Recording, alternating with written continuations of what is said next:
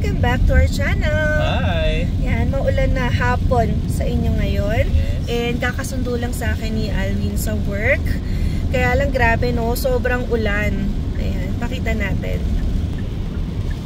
So ngayon lang ulit umulan dito sa Calgary. Samantala nung nakaraang araw, snow, puting-puti ito. Pero ngayon, tinan nyo guys, tunaw na naman. Wala na kayong makita halos na puti. Yeah. Pero ngayon naman maulan. Pero, ayan baby, mamayang gabi, mag-i-snow.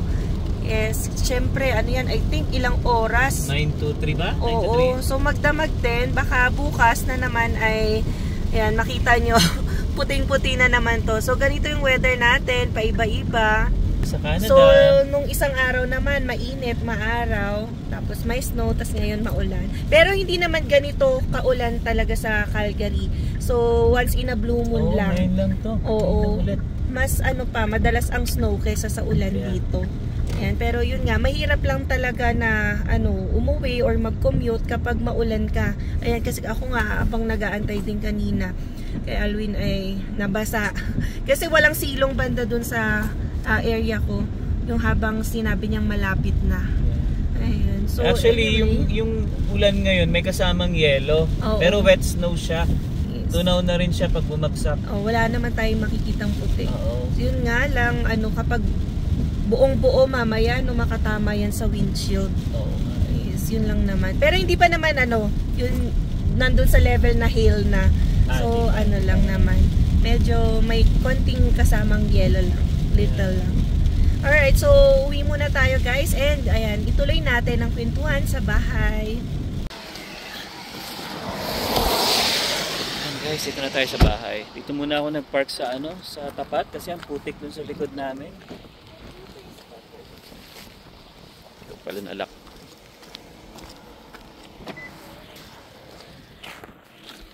So, tinan nyo naman guys, wala na yung yelo. Punta lang nung kahapon lang ata. Maputi-puti pa tong paligid namin. So dyan muna tayo magpa-park. Kasi sa likod napakaputik talaga. Tsaka ang hirap maglakad. Pagpasok mo ng sasakyan, ang dumi-dumi. So yun pala guys, meron kami share na balita ngayon, kaya abangan nyo yan. So mag-ayos lang muna kami ni Emma, magbibis lang muna kami. Then tuloy natin yung vlog.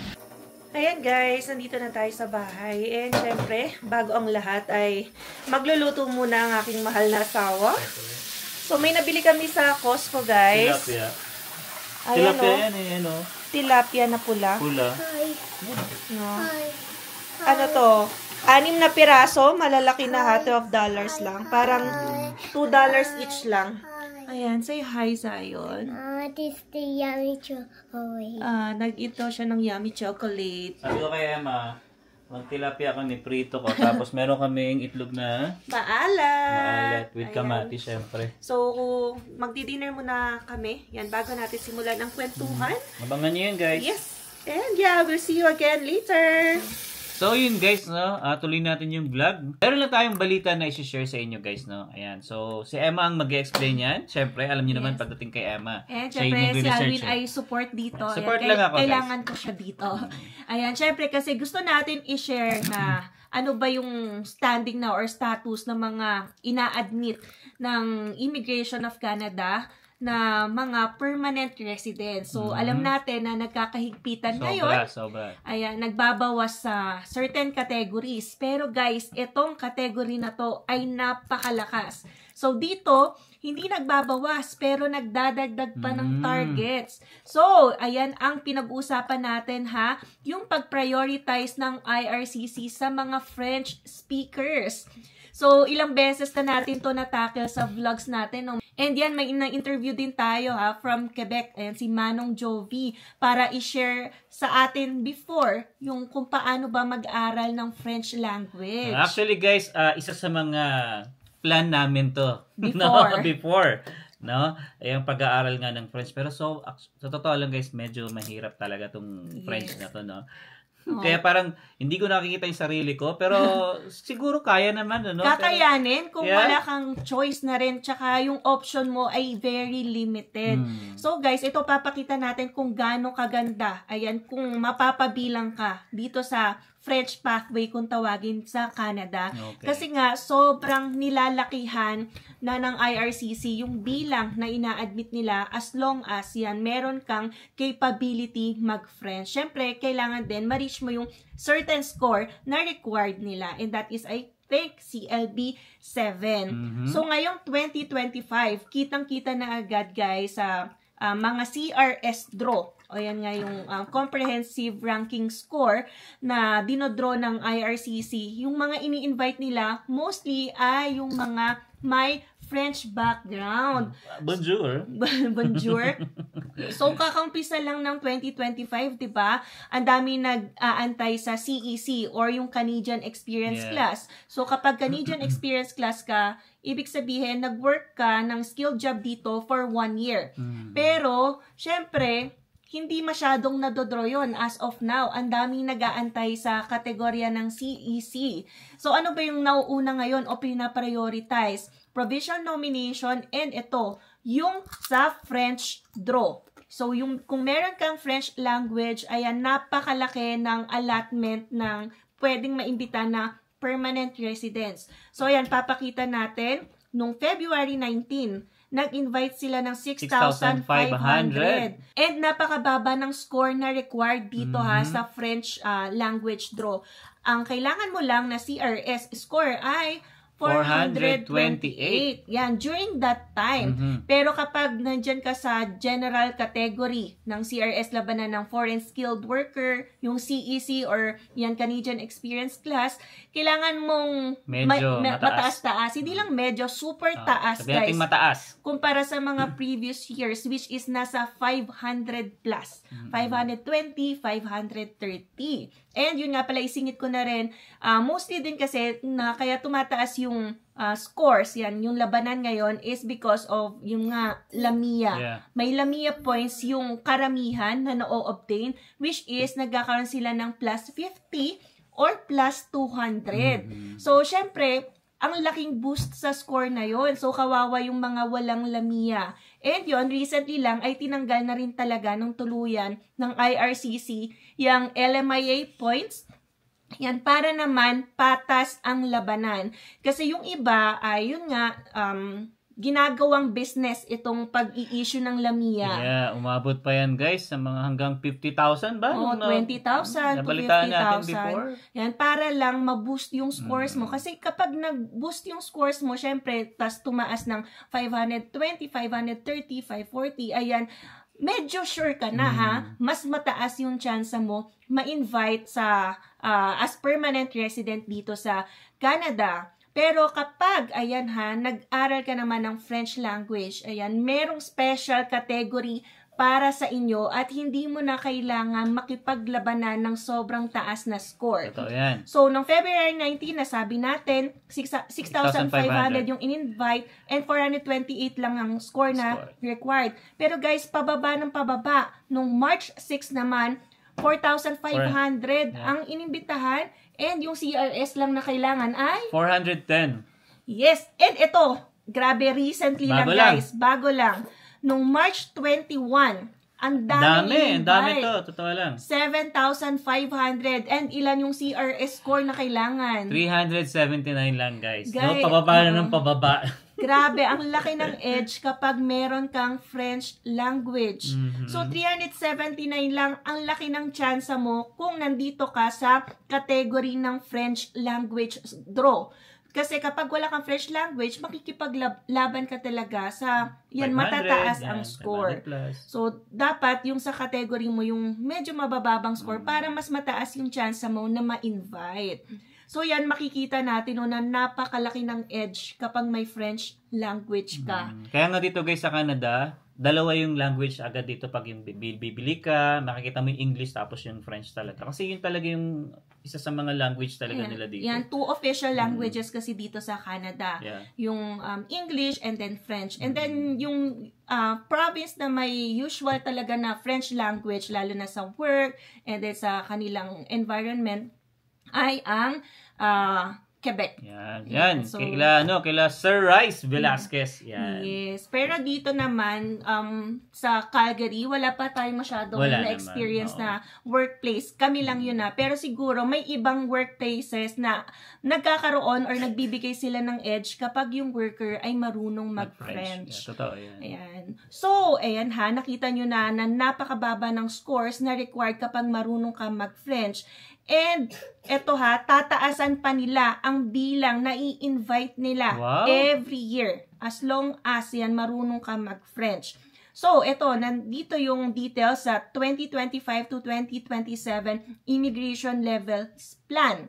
So, ngayon 2025, 29,325 ang target nila under this Francophone immigration. So, that is 8.5%.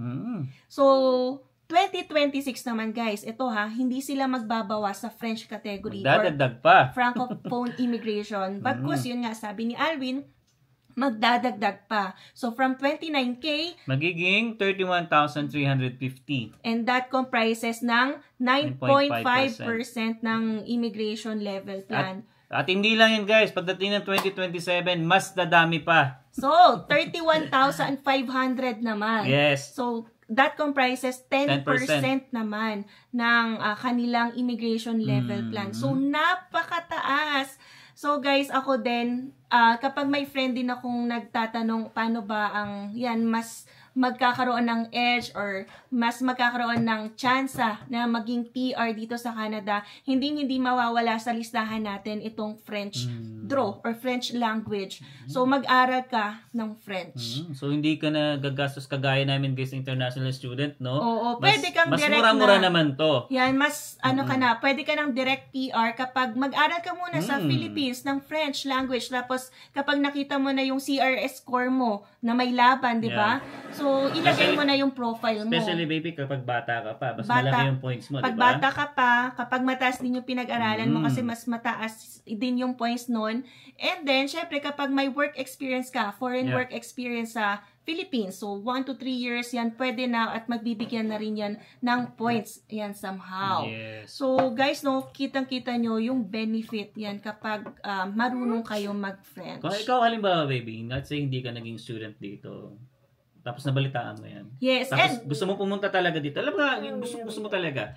Itatry mo ba mag-aral ng French? Yeah, definitely. Tapos nasa comfort pa ako ng Philippines. Ayan, makakapag-save pa ako ng mas maraming pera. Hindi dito, kunwari sa Canada, kapag habang international student, gumagastos tayo ng bills. And then, kapag international student ka na kasi ngayon, limited yung number of hours na pwede mong maging trabaho. So, ngayon ay nasa 24 hours a week kumpara nung time ko na unlimited hours.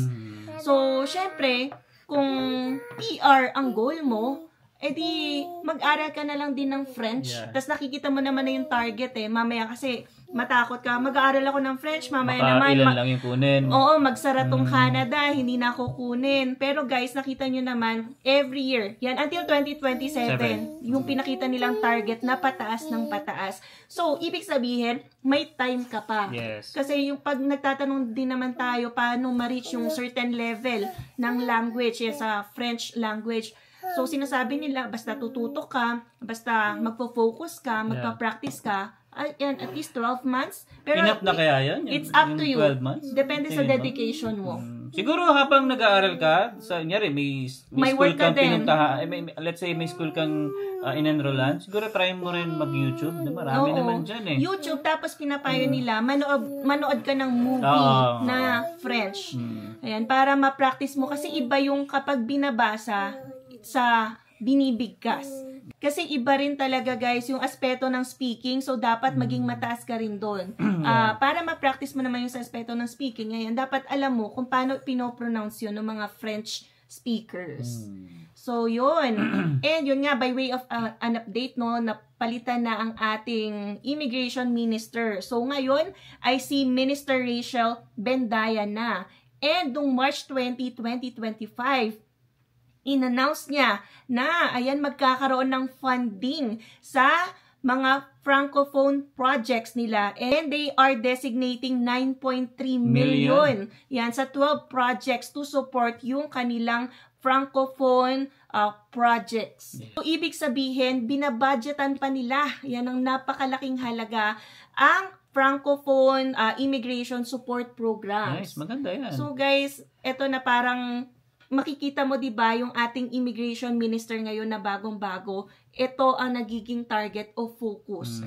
And I think na narinig ko si Minister Rachel Bendayan, galing din siya sa Quebec or Montreal. So I think yung background din niya. Okay, kaya siguro pinupush niya tong ano na pwede. So guys, ayan, kapag marunong kayong mag-French, magbe-benefit kayo sa category-based express entry draws. So mas mababa yung CRS na kailangan, tapos may special category para sa inyo. And then sa provincial nomination din, so bawat provinces pwede rin silang maglagay ng Francophone focused PNPs. So, ibig sabihin, meron kang laban sa federal, meron ka ring laban sa provincial. Nice. And then, yan, makakapag-integrate kayo sa Francophone communities outside Quebec, and meron pa kayong settlement and career support services. Yeah. So, ang daming suporta kapag napabilang ka sa ganitong kategorya ng immigration. Yun. So, kaya guys, no, yung mga kapwa natin Pilipino dyan na gustong pumunta dito sa Canada na medyo lessen yung ating gastos, no? Yes. So, try nyo to guys. French. Yes. Kumpara sa milyon na tuition, syempre may gagastusin ka rin para mag-aral ng French. Kasi course yan. And it depends upon you. Yan kung ilang classes ang kailangan mo attenda, no? Yeah. Para ma-reach yung certain level ng French score. Pero yun, mas hamak naman na mas mura yung magagastos mo sa French classes rather than studying here as an international student. For sure naman dyan sa atin sa Pilipinas, meron naman siguro school dyan. Ano? Yes. So, you can look at that option. At least napapakita natin na ito one of the programs talaga na prina-prioritize ng immigration ng Canada ngayon. Yan, yun. Ganda. Ganda tong balita na to. Especially nga sa mga kababayan natin na gusto pumunta rito. Yan. Yes, isa sa mga pwedeng pathway yan guys dito sa Canada. Yes. So yeah, I hope nakatulong itong video na ito sa inyo, no? So kapag nakatulong, please give us a thumbs up, and please feel free na rin po i-share ito sa inyong mga kakilala or kaibigan na gustong magpunta ng Canada. Sa mga hindi pa rin po nakasubscribe, please consider subscribing po. And yes, I guess nakahit na tayo ng 43,000 subscribers. Ay, hindi ko na-check yun, ha? So maraming salamat po sa lahat ng nagsusubscribe and yan sumusuporta sa aming channel. Oh, I see. Yung ano, yun. So yun guys, hanggang dito na lang itong vlog namin. And I hope na may natutunan kayo. And yeah, we'll see you again on the next one. Peace!